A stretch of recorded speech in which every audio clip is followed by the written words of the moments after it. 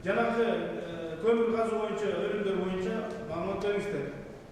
Эмне иш-чаралар болуп атат, эмне себептен алар болуп атат? Ошол эле. Урматтуу кожоюк жайчылык түшүндүм. Урматтуу депутаттар. Азыр бул боюнча 2 чоң комиссия түзүлгөн күндөрдө. Бизден именно ушул тармакты башкарып жүргөн Артыкбай Сатылыч кечээ күнү түшүп келди. Бүгүн сразу Москвага учуп кетти директор менен башка. Ал жакта Кудай буйрса 2 күндүн ичинде жанагы 26 миллион немеси жеткиси уже тазалап бере турган болуп калыптыр. Буквально 2 күндүн ичинде табылат деп ушундай үмүттө турабыз.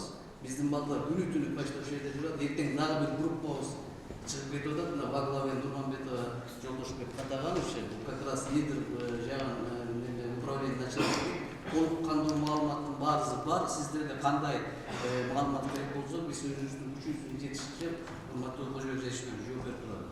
Тиги неме 4 адам боюнча сүйлөктөр. Ар жерде комиссия түзүлгөн. Азыр данный момент иштеп атат.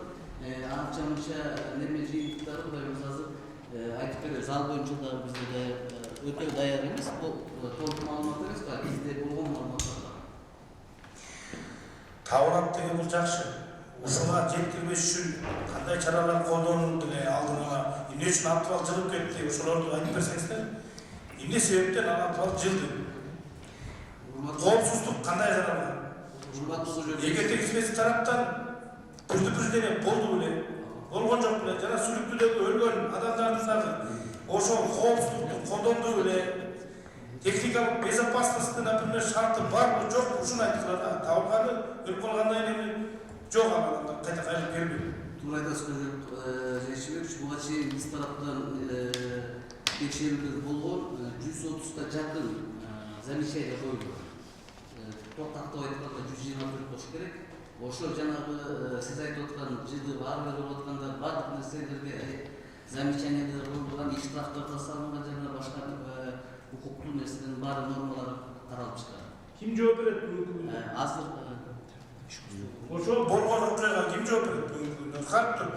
130 замечание болуптур, штрафтар салынды, бирок болду да, ушу жылып кетти да, өлүм болду да. Ушу техникалык аварияны иликтөө үчүн ККПнын приказы менен межведомстволук комиссия түзүлдү.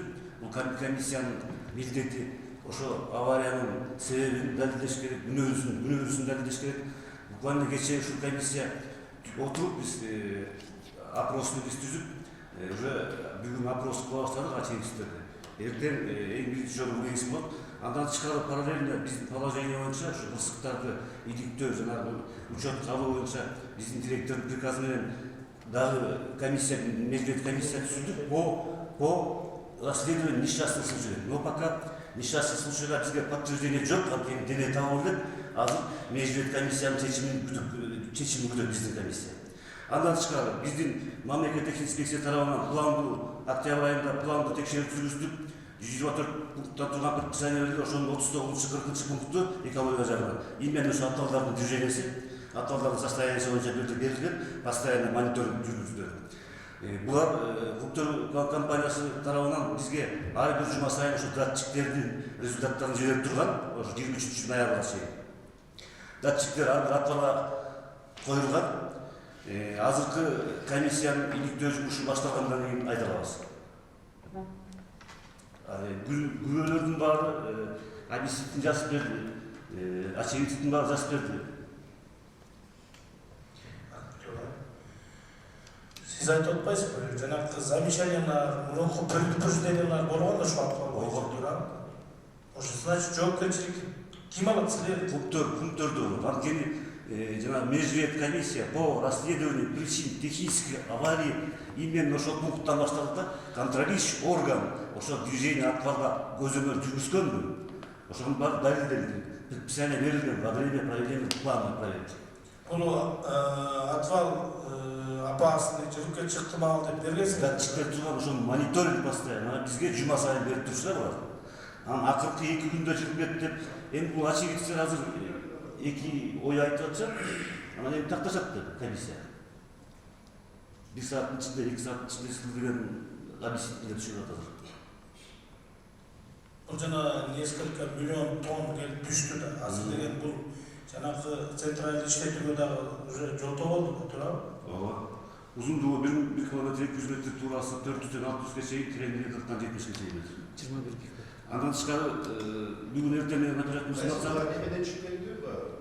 северо-восточный аталды, 40-90 деген аталды. Километр касып болду, ошол нече болду? Кайерде болду? Жок, Улысыйдан, бокстан бүгүн. Мурунку атал. Лысый Ручьясынан болду да, Петровскага жакыныраак жер. Анан бүгүн эртең слот боюнча светильник табылды. Эми ошо светильникке жакын болушун күтүп атабыз.